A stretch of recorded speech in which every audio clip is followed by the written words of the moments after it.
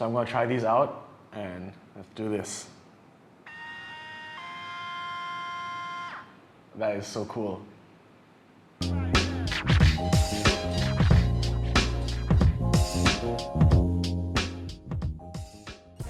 What's up guys, PT Kicks here, back at it again with another episode of Kaki Kartel. And today we've got a very special review.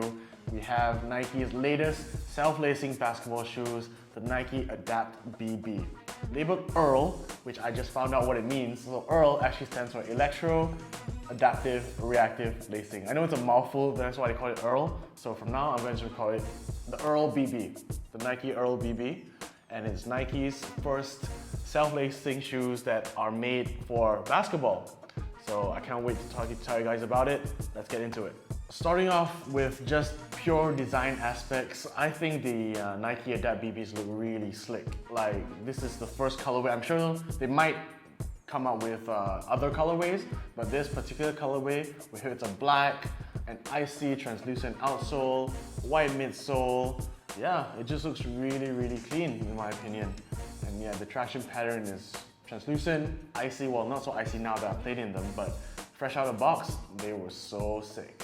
Nike basically came up with a very minimalistic, simple sort of silhouette and just crammed in all this technology into the shoe to make it the best, well, they call it the best performance basketball sneaker so far. So enough about the design, let's get into the performance aspect of this shoe. So starting off with the traction, as always, the Nike Adapt BB features a translucent outsole with a spiral-like pattern. And honestly, I didn't think the spiral pattern would work very well. And my worst fear was that the first game I had, the traction was so inconsistent. Like dust would just clog up and I'd have to wipe so consistently and I'd be slipping and sliding, but after every wipe, it was good. After a few hours of playing this, maybe 3 or 4 hours, the traction actually broke in and they actually stuck to the floor properly. I didn't have to wipe that much.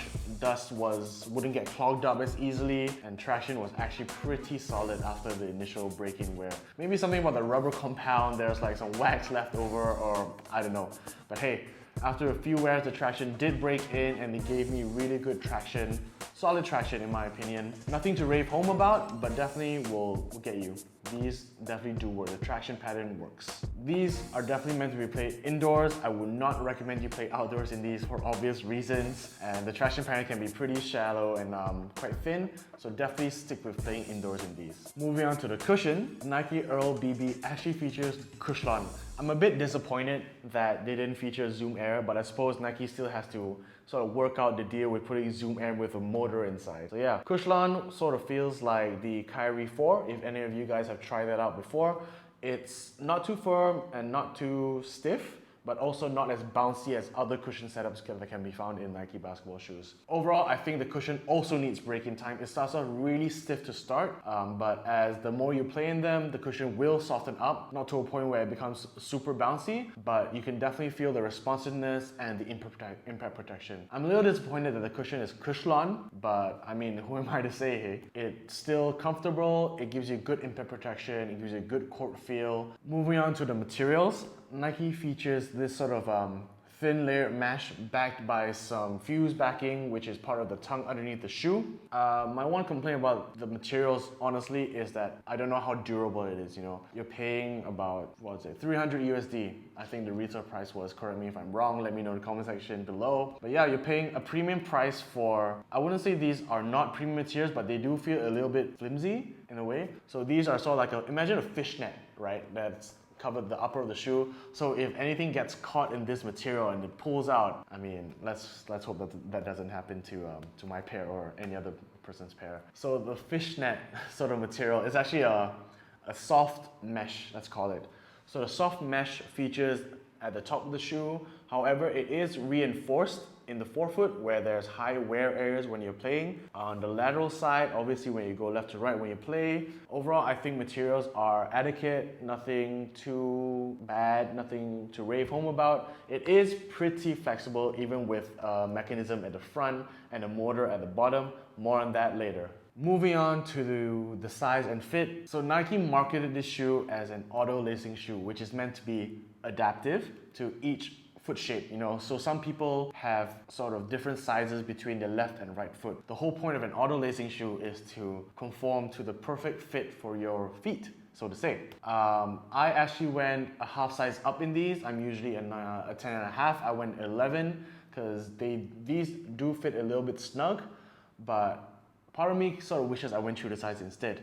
And I'll tell you why. So when you put your foot into the shoe, it does start off snug, but bear in mind, you do get to lace them according to your own preference. So when you tighten the shoe, you can tighten up all the way if you wanted to, or to a fit that is more comfortable for your foot. Although I did go a half size up, I have no complaints. The sizing still fits for me. I am slightly wide-footed, so maybe I could benefit from the half size up. I don't have my true size to try on because these were actually really limited, but in terms of sizing and fit, if you do get the chance, do try these on. If not, then your safest bet would be go half size up, because these do fit really narrow on the front and lateral sides.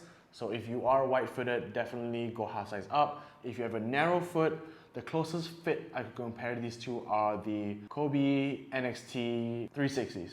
Those shoes, those will give you the closest fit to these, in my opinion anyway. Moving on to the support and lockdown. For a laceless basketball shoe, if you haven't seen my Adidas Next Level review, the link will be in the description box down below, so do check that out. But for a laceless basketball shoe, I think that the support is surprisingly really good. You have a beefy heel counter here.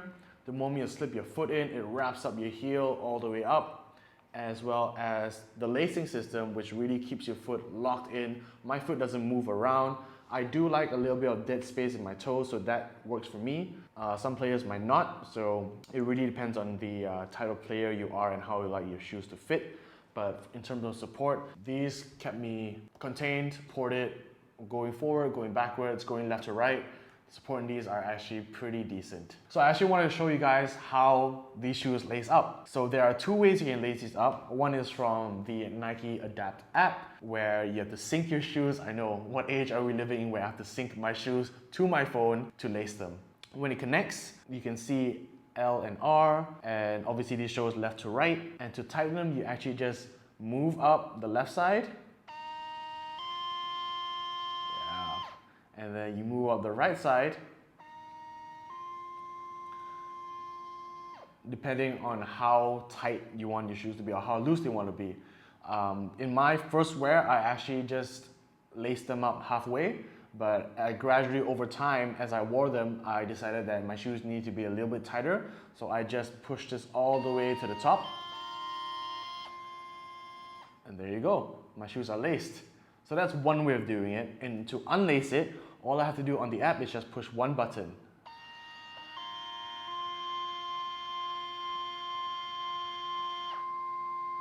And there you go, shoes are unlaced. So you might be thinking, midway through, I can't just untie my laces and retie them again. So Nike's got you. You can actually manually lace these up here. So these two buttons are helpful when you want to lace your shoes up mid-game or during a game or during runs.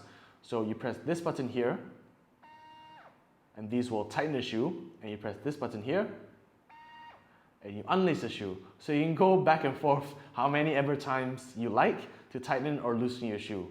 It's really convenient, really cool, and this is just so innovative from Nike in my opinion. So a lot of you might be asking, what happens when the shoes run out of battery? Because yes, they do need to be charged. As you can see here, I have the charging plate.